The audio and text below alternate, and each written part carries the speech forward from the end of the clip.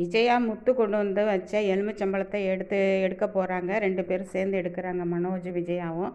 அப்போ நீ எடு நான் எடுன்னு நிற்கும்போது இதை வந்து முத்து பார்த்துடுறாரு. முத்து பார்த்துட்டு லைட்டை ஆன் பண்ணி எல்லாரையும் கூப்பிட்டுறாரு வழக்கம் போல். அப்போ கேட்குறாரு, அண்ணாமலை கேட்குறாரு, ஏன் விஜயா இந்த மாதிரிலாம் பண்ணுற, எதுக்கு நீ எலுமிச்சம்பழத்தை போய் எடுத்த அப்படின்னு. நான்லாம் எடுக்கலையே, நான் சும்மா போய் பார்த்தேன், என்ன இந்த எலுமிச்சம்பழம் வச்சதுலேருந்து தூக்கம் வர மாட்டேங்குது, நிம்மதியும் இல்லை, அதனால் போய் பார்த்தேன் இருக்குதா இல்லையான்ட்டு அப்படின்னு சொல்லும்போது மீனா சொல்கிறாங்க, உங்கள் கையில் தான் எலுமிச்சம்பழம் இருக்கா அத்தை அப்படிங்கிறாங்க.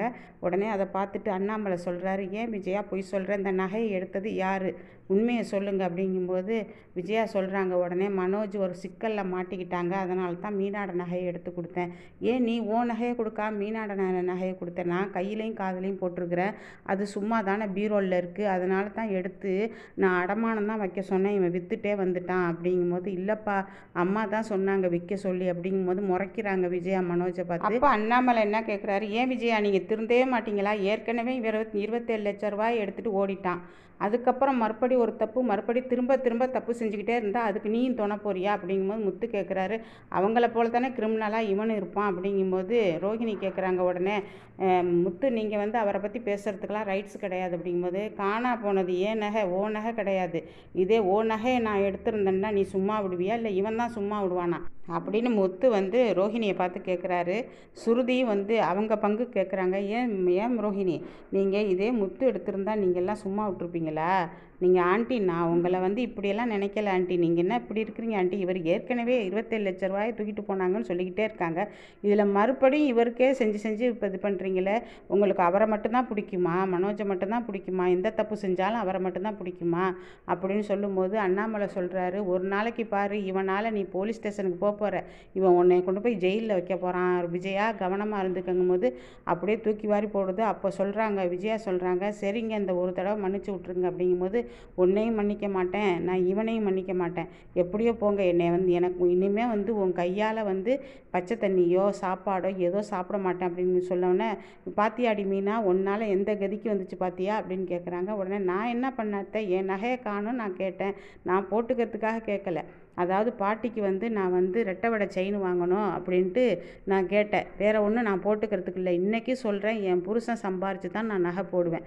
உங்கள் நகை நான் போடவே மாட்டேன், அது உங்கள் நகை கிடையாது, நீங்கள் சம்பாத்தியத்தில் வாங்கினது கிடையாது அத்தை, எங்கள் மாமனார் எங்கள் அத்தையும் அதாவது எங்கள் பாட்டியும் போட்டது, நீங்கள் போட்டது இல்லை அத்தை அப்படிங்கும்போது ரொம்ப ரொம்ப முறைக்குது விஜயா மீனாவை பார்த்து.